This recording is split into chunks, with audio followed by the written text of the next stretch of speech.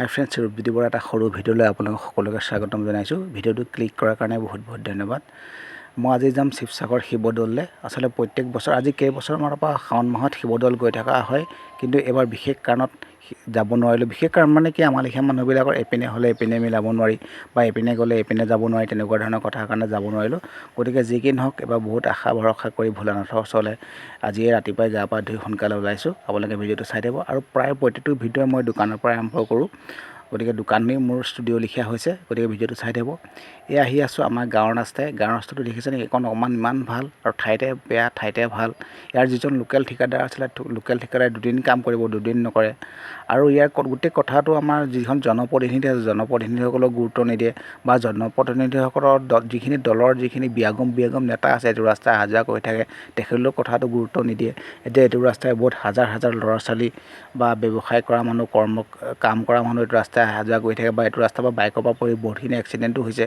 গতিকে সেই কথাখিনি তেওঁলোকে গুৰুত্ব দিব লাগে। গতিকে আমাৰ গাঁৱৰ মানুহৰ কাৰণে এইখিনি ধনিক শ্ৰেণীৰ মানুহে আমাৰ গাঁৱৰ মানুহখিনিক ঠগি থাকে, বা ৰাস্তা সেয়াৰ এটা জ্বলন্ত প্ৰমাণ দেখিছেনে? ইয়াৰ পালোহি শিৱসাগৰ। Welcome to Sivasagar.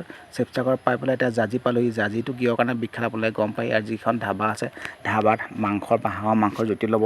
ইয়াতে পালোহি নামডাঙৰ শিলসাঁকো। নামডাঙৰ শিলসাঁকোৰটো 4 লেনৰ কাৰণে ভঙা নাই কাৰণে বাইপাছ দি বেলেগ ৰাস্তা বনাইছে। এইটো মানে 4 লেনৰ কাৰণে নামডাঙৰ শিলসাঁকো। এয়া ৰংঘৰ চাৰিআলি পালোহি। ৰংঘৰতো অকণমান ৰখি পেলাই এনেই ভিডিঅ' এটা কৰিলোঁ। এই ৰাতিপুৱা হৈ আছে, আৰু খুব দেওবাৰ কাৰণে মানুহ, গৰমৰ কাৰণে মানুহ কম আছে। এয়া পালোহি শিৱদৌল। শিৱদৌলটো এতিয়া মানুহৰ সংখ্যা কম, আৰু মই খুব সোনকালে ৰাতিপুৱা পাইছোঁহি।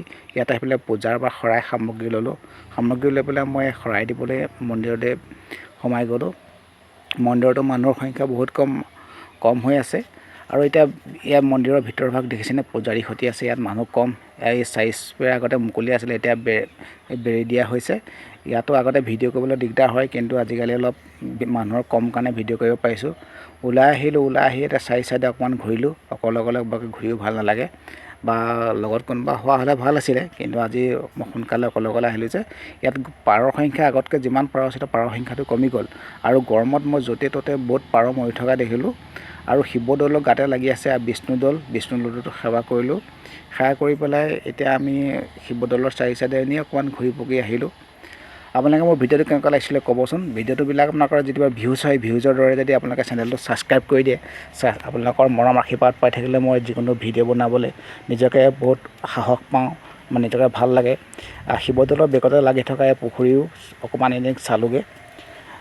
পুখুৰীটো এতিয়া মানুহৰ হৈছে। তাৰপাছত আহি পেলাই এৰোপ্লেন ৰেষ্টুৰেণ্ট চালোঁহি। ইয়াৰ কিমান কাম হৈছে, কাম এতিয়া চলি আছে, আৰু অলপ দিনৰ পাছত মুকলি হ'ব। তাৰপিছত এতিয়া আজিলৈ বাই বাই। ভিডিঅ'টো কেনেকুৱা লাগিলে জনাব, আৰু চেনেলটো ছাবস্ক্ৰাইব কৰি দিব। Bye bye.